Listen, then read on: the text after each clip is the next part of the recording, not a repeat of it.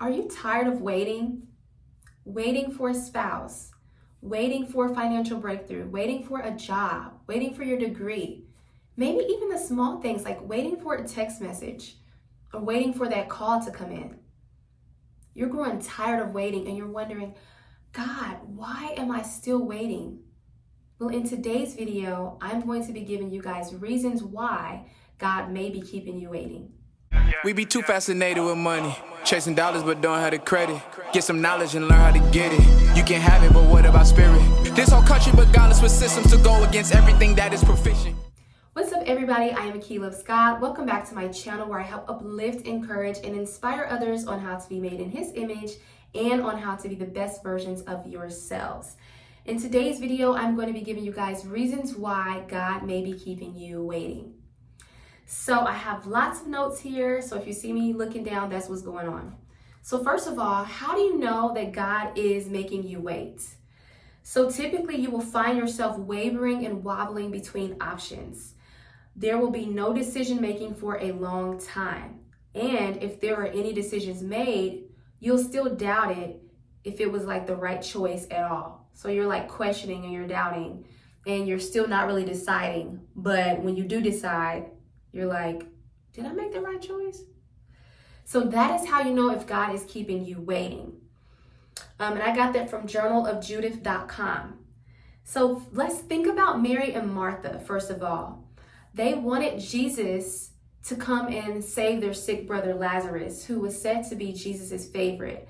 Martha sent out a message to Jesus letting him know, we need you to come back. Lazarus is sick.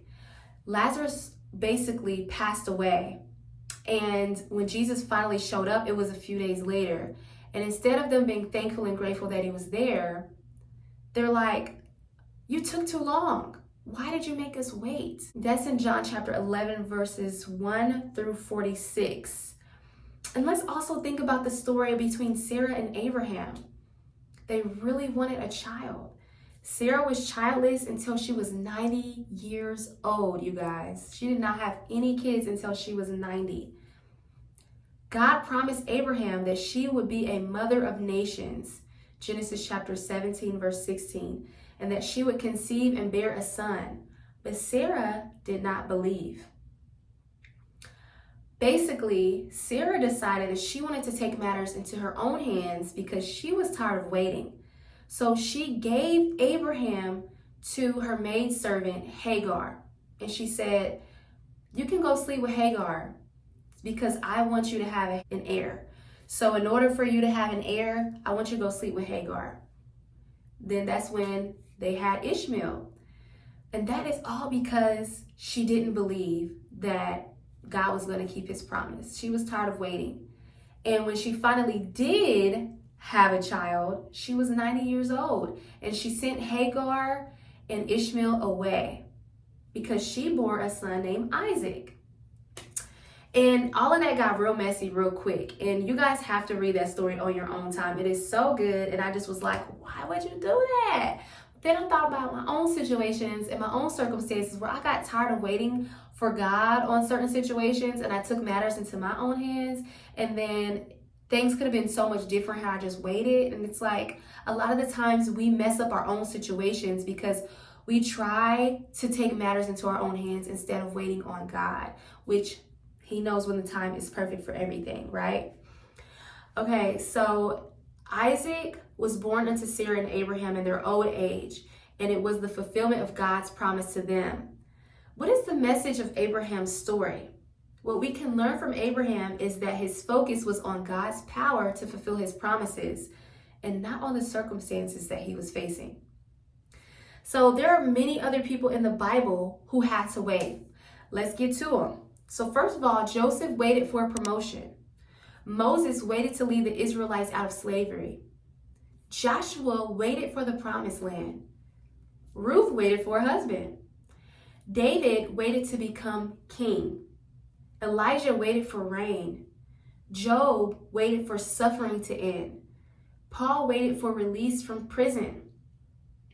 In God's wisdom, he knew Abraham and Sarah needed decades to learn that God was enough, that he deserves their trust.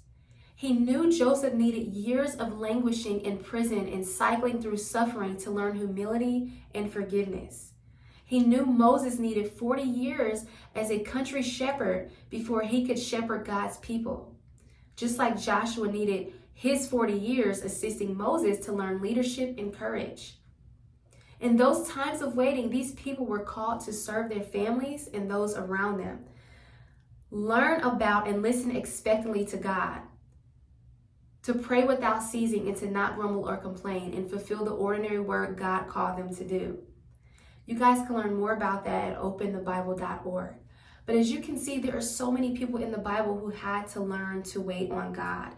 And God was teaching them something in the midst of all of this. And all they had to do was listen. But it is so hard to wait, and it is so hard to listen to what God is saying when we're facing these problems, these trials and these tribulations, especially when our circumstances look one way and we have to deal with that every single day. It's not always easy to wait on God. So why does God make us wait then? God is not withholding anything good from us. It's not that he's trying to punish us or anything. It's that God is trying to change us. And a lot of the times we don't want to change. Change can be scary sometimes. So it could take a lot of us a long time before we're really ready to accept God's will for our lives. Okay, so a lot of times that can result in us waiting because God is actually waiting on us instead of us waiting on him. So reason number one why God could be making you wait is this preparation season. It's time for you to prepare for that thing that you want because you're not ready yet.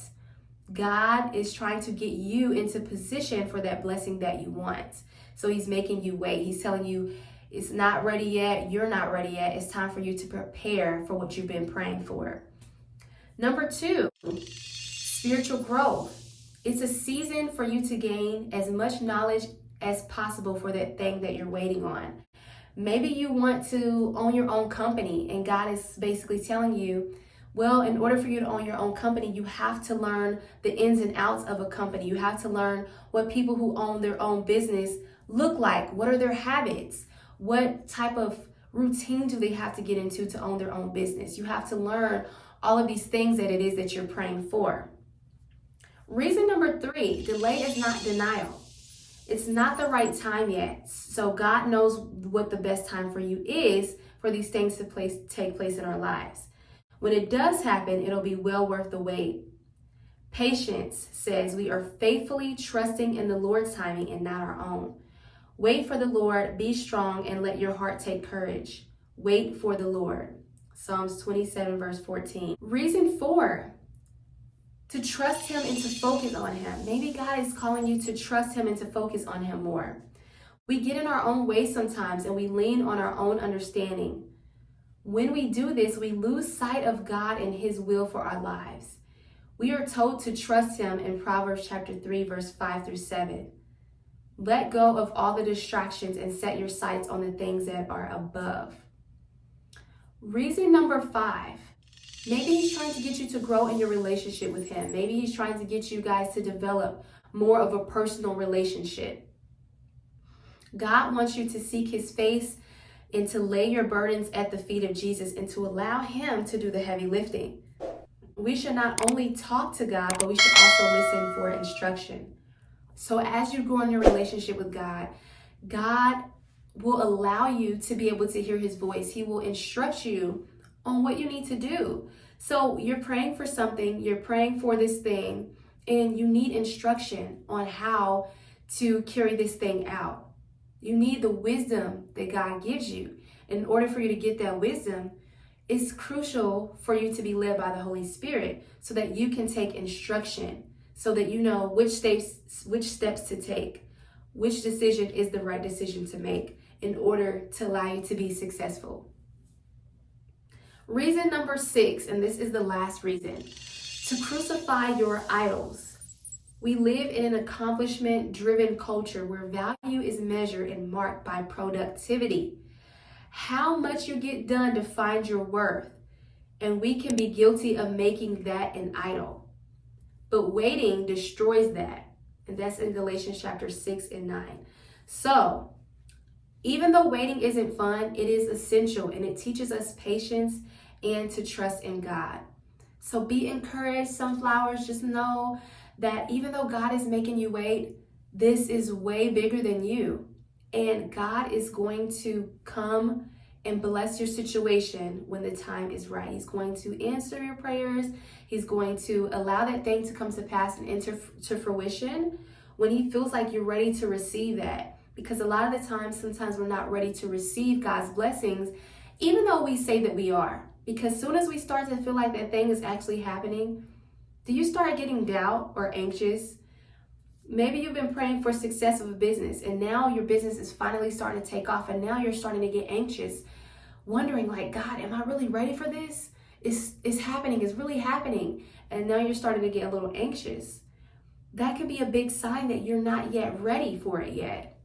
And so when you start to see things that you've been praying for and asking for and waiting on starting to happen, ask yourself if you get anxious and ask yourself if you're really actually ready for it. Because a lot of the times God is telling us like, no, I thought you're ready.